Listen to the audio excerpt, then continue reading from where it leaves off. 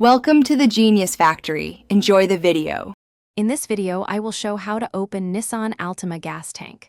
First, find the fuel door release lever by the driver's seat or the release button on the dash, then pull or press gently. If the door stays stuck, shift to park and retest the release. Use a flashlight to inspect the hinge and latch for debris or ice, and avoid forcing the flap to prevent damage. Begin by parking and turning off the engine to ensure safe access. Reach down to the driver's side floor or glance at the dash for the fuel door release control, then activate it and listen for a click. Walk to the fuel door and apply gentle pressure on the outer edge while releasing the latch if it resists.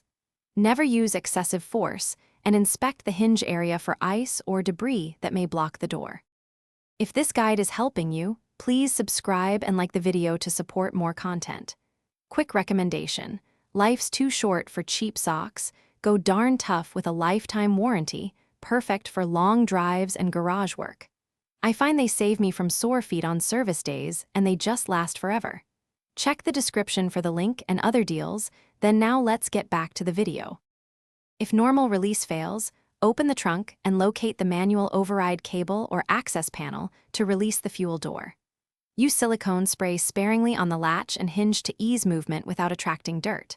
For frozen doors, warm the area with low heat and avoid hot water that can refreeze. Alternatively, move the vehicle into a warmer space. If parts are damaged, schedule a repair to prevent recurring issues. Thanks for watching. If you found this helpful, don't forget to like and subscribe.